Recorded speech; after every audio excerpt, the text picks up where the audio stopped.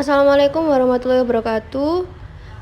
Di sini kami dari kelompok terakhir akan mempresentasikan tentang dirjenmen dan prinsip inklusi dan eksklusi. Anggota kelompok Sofia Amfaradisa, Trisyaningsi, dan Laila Turosida. Untuk pertama, saya akan menjelaskan dirjenmen.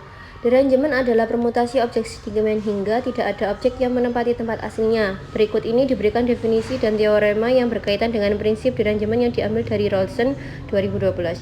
Definisi 1.1, dirjenmen adalah permutasi dari suatu objek di mana objek tersebut tidak berada pada posisi seharusnya atau telah berubah dari posisi semula.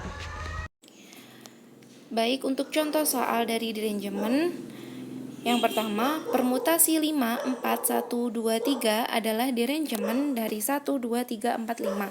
Sebab tidak ada angka yang berada di posisi semula. Mengingat syarat dirjenmen sendiri adalah tidak ada angka yang berada di posisi semula pada permutasi. Akan tetapi, permutasi 5, 4, 3, 2, 1 bukan merupakan dirjenmen dari 1, 2, 3, 4, 5. Mengapa? Karena tidak memenuhi syarat dari dirjenmen. Sebab terdapat angka yang berada pada posisi semula, yaitu angka 3.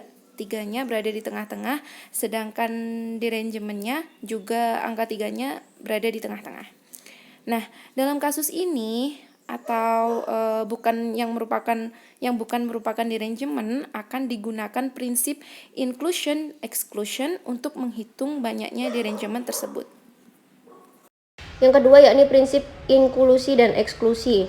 Sebuah prinsip penjumlahan yang digunakan untuk mencari banyaknya unsur-unsur dari suatu himpunan yang lepas. Sedangkan untuk mencari banyaknya unsur-unsur dari himpunan yang tidak lepas digunakan prinsip inklusi dan eksklusi atau disebut dengan metode saringan. Misalkan A dan B sembarang himpunan, penjumlahan nilai mutlak A ditambah nilai mutlak B menghitung banyaknya elemen A yang tidak terdapat dalam B dan banyaknya elemen B yang tidak terdapat pada elemen A tepat satu kali dan banyaknya elemen yang terdapat dalam A irisan B sebanyak 2 kali. Oleh karena itu, pengurangan banyaknya elemen yang terdapat dalam A irisan B dari nilai mutlak A ditambah nilai mutlak B membuat banyaknya anggota A irisan B dihitung tepat 1 kali. Dengan demikian, untuk dua himpunan, nilai mutlak A gabungan B sama dengan nilai mutlak A ditambah nilai mutlak B dikurangi nilai mutlak A irisan B. Nilai mutlak A ditambah B sama dengan nilai mutlak A ditambah nilai mutlak B dikurangi 2 kali nilai mutlak A irisan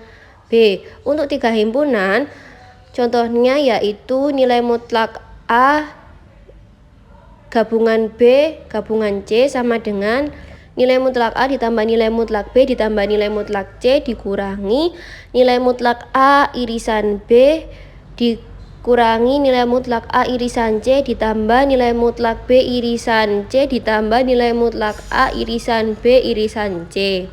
Sebuah prinsip yang digunakan untuk menentukan elemen dari gabungan beberapa himpunan dinamakan prinsip inklusi dan eksklusi. Ini saya akan menjelaskan mengenai contoh penerapan inklusi dan eksklusi. Di sini ada persoalan berapa banyak bilangan bulat 1 sampai 101 yang habis dibagi 3 atau 4, di mana 1 adalah batasan terkecil dan 101 adalah batasan terbesar. Kemudian untuk menyelesaikan persoalan ini, yang pertama-tama adalah kita tulis yang diketahui dengan memisalkan. Di sini saya menggunakan pemisalan A sebagai himpunan bilangan bulat yang habis dibagi 3. Kemudian B, pemisalan untuk himpunan bilangan bulat yang habis dibagi 4.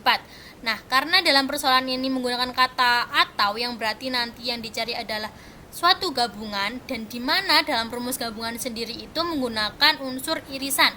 Maka di sini saya menggunakan pemisalan A irisan B sama dengan himpunan bilangan bulat yang habis dibagi 3 dan 4. Kemudian yang ditanya apa? Yang ditanya adalah kardinal A gabungan B, karena lagi-lagi ini menggunakan kata atau bukan dan. Kemudian untuk menyelesaikannya perlu kita ingat bahwa kardinal X adalah bilangan bulat terbesar kurang dari X. Maka jika kita masukkan ke dalam persoalan di atas, maka menjadi kardinal A sama dengan 101 bagi 3 sama dengan 33.